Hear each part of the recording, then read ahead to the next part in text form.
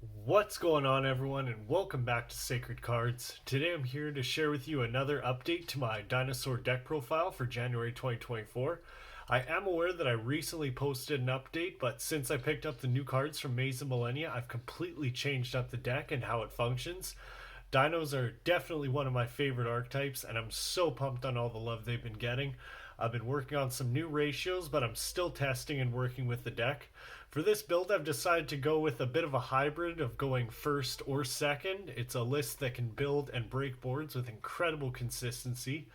I'm still working with some new lighting, and it's such an improvement, but I'm trying out new angles to get the best possible quality content.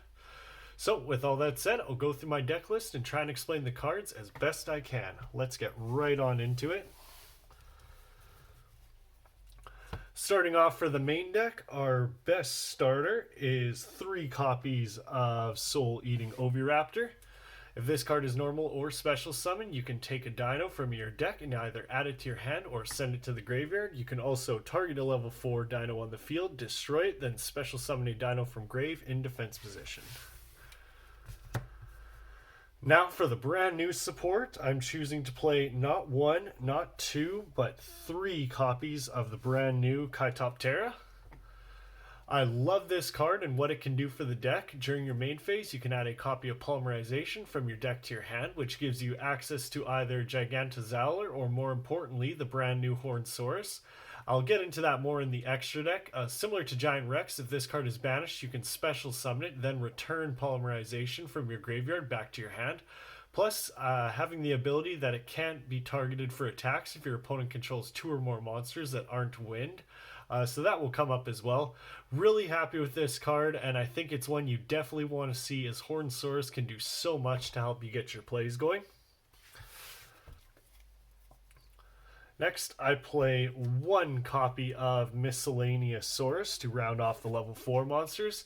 Misk is incredible, and I wish it was at 3, but nonetheless, it has the effect that during the main phase quick effect, you can send this card from your hand to the graveyard, make your dinosaur monsters unaffected by the activated effects of your opponent. Then you can banish any number of dino monsters from your graveyard and special summon a dino monster from your deck with a level equal to the number you banished. Now for the babies, I play 3 copies of Baby Cerosaurus. If this card is destroyed by card effect, you can special summon a level 4 lower dino from the deck. Absolutely mandatory. One of the most important cards are the babies. Next is 2 copies of Petite Pteranodon and 1 copy of Animadorn Archosaur.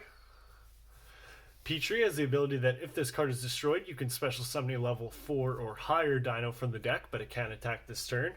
Archosaur is another starter. If this card is normal or special summon, you can destroy a dino in your hand or on the field, then add an Evolution Pill spell from your deck to your hand.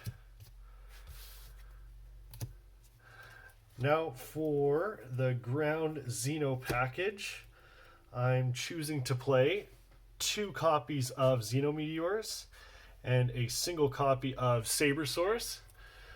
This level 6 tuner has the effect that if a card is destroyed by battle or card effect, you can special summon this card from your hand. During the main phase, you can destroy a dino in your hand or on the field, special summon a dino normal monster from your hand or deck. Now for this list, I've decided to go with Saber as a normal monster. I'm trying to work with the level 4 utility, and I wanted to play an Earth monster because, spoiler, I'm also playing 1 copy of Lithosagem. I'm not really sure whether I like this or Frostosaurus. I think more testing needs to be done there, but for now, I think this is a good fit. Now, starting things off with the big boss dinos, we are still on 2 copies of Ultimate Conductor Tyranno. This monster must first be special summoned from your hand by banishing 2 monsters in your graveyard. During either player's main phase quick effect, you can destroy a monster in your hand or field, change all monsters your opponent controls to face down defense position.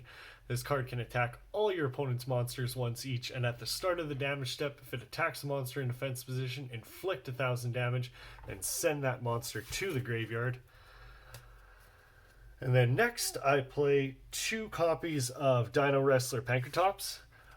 Great card for the deck, especially going second. With Pank, if your opponent controls more monsters than you do, you can special summon this card from the hand, and also has a quick effect. You contribute itself to target a card on the field, destroy it, and is also searchable with your copies of Petit Pteranodon. Now, before I get to the other non-dino cards, we are playing a single copy of True King Lithosagem. This card lets you destroy 2 monsters in your hand or field, including an Earth monster, to special summon this card. And if both monsters were Earth, you can banish up to 3 important cards with different names from your opponent's extra deck. Now, next up for non-dinos, I'm playing a few hand traps in 3 copies of Ash Blossom. Just a great all-around generic hand trap. And I'm also playing 3 copies of Effect Veiler. Now, Effect Veiler, to be honest, should be Kashteria Fenrir. I wish I had access to him, but unfortunately I don't.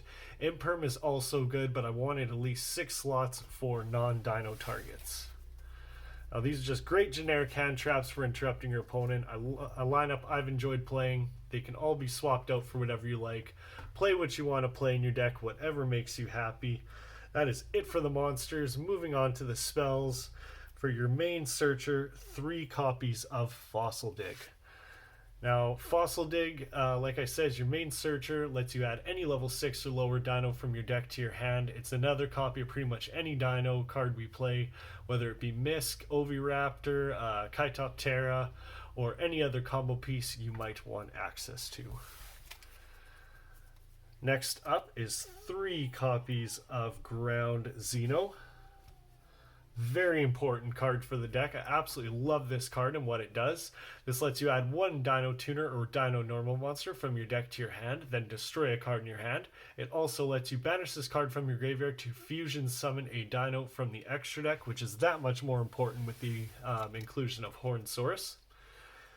Now, I am still playing 2 copies of Double Evolution Pill.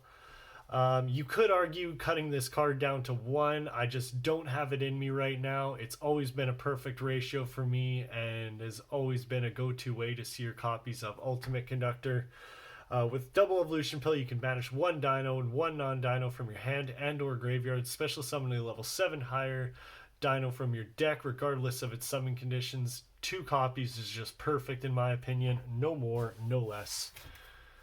Now, the last dino card I play in the main deck is a single copy of Lost World. I love this card, and I think that being able to search it with your copy of Hornsaurus is great because now I feel you only need 1 copy, and it really helps you combo and get your plays going. So,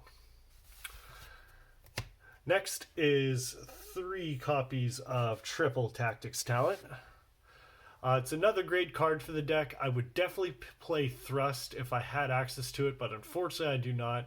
So my budget alternative, it's been fine playing 3 talent. Being able to draw 2 cards, rip an opponent's card from their hand, or steal a monster, all great effects for the deck. Now, the last 3 cards in the main deck I want to talk about. First one being a single copy of Polymerization. Poly is now searchable and revivable with our copies of Kaitoptera. It makes going into your fusion plays that much easier, giving you access to Hornsaurus, which is such a good card and has become one of our starters. The other one I'm playing is 1 copy of Dark Hole. Dark Hole is busted in this deck because most of our monsters thrive on being destroyed, and it's great for clearing your opponent's board. And finally, the last card in the main deck is a single copy of Called by the Grave. Called by the Grave is just a great all-around card to have access to. Ensuring that our plays go off is very important in this deck. Now, that is it for the main deck. Now, moving on to the extra deck. Again, I'm really happy with the extra deck as it gives me all different kinds of options for whatever situation I might find myself in. Although I did make a few slight changes, starting off with the fusion monsters. 1 copy of Transcendosaurus Gigantozauler and 1 copy of Hornsaurus. When Gigantozauer is fusion summoned, you can when Gigantozauer is special summoned, you can target one dino in the graveyard, add it back to your hand, and then if this card was special summoned from the graveyard, you can destroy two cards, one from your hand or field, and one card your opponent controls. If it is destroyed, shuffle back a normal monster in the graveyard into the deck, then special summon this card. Very powerful, absolutely love it. Hornsaurus, though, is a brand new addition to the deck that has the ability that if it is fusion summoned, you can place a field spell from your deck or graveyard to your field. The other effect is you can gain an extra normal summon, plus the turn it is special summon, you can attack your opponent directly and blast them for 2,000 life points. Now, starting off my Xyz monsters is one copy of Transcendosaurus Drillignathus. Drillignathus has the effect that when it battles a monster and this card has no materials, any damage it inflicts is doubled. You can detach a material to special summon one of your banished monsters. Also, if this card is destroyed, you can shuffle back a normal monster from your graveyard into the deck, as most of the Transcendosaurus cards have that effect.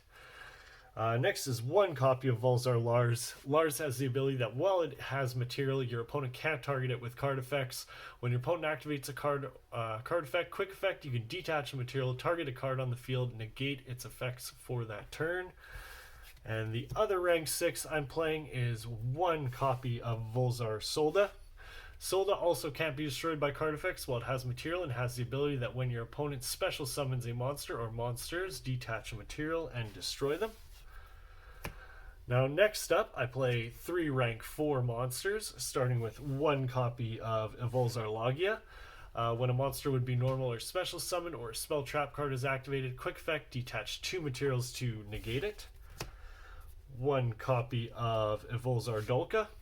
When another monster's effect is activated, quick effect, you can detach a material to negate and destroy that monster. This effect is also not once per turn.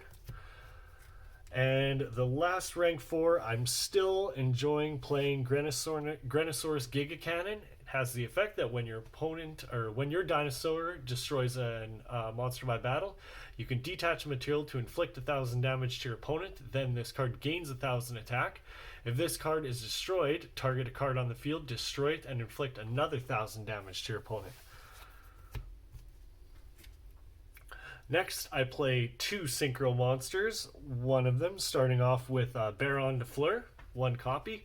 Baron can target a card on the field to destroy it. It can also quick effect negate the activation of a card or effect and destroy it. Plus, if you want, during the standby phase, you can target a level 9 or lower monster in your graveyard, return this card to the extra deck, and then special summon that card.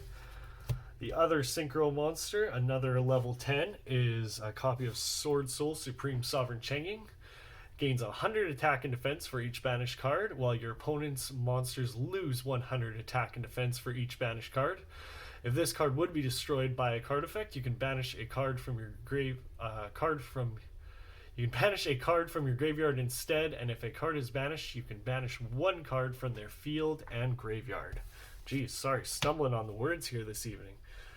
Now, starting off the Link monsters and the last dino in the deck, I'm still really enjoying one copy of Transcendosaurus Exoraptor. Great card, 3,000 attack. If this card is special summoned, you can special summon any number of dinos from your hand. Also, if a dino monster this card points to is destroyed by battle or sent to the graveyard, you can draw a card.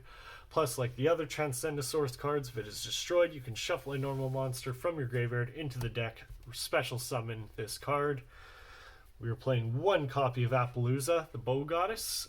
Great card to have access to, as it gains 800 attack for each material used for its Link summon. And once per chain, you can have it lose 800 attack to negate monster effects on your opponent's field.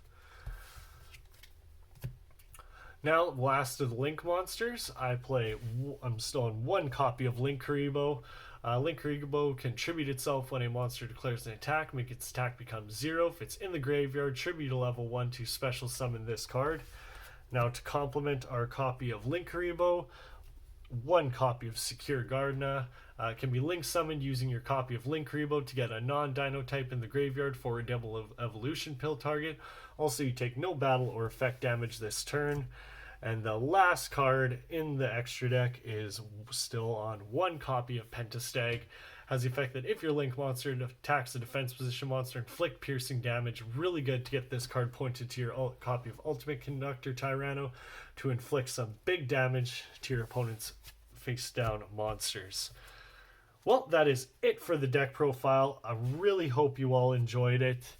If there's anything you like or don't like, feel free to leave me a comment telling me what you think. Be sure to like the video if you did and subscribe for more content. Thank you for all your support, and I'll see you all in the next one.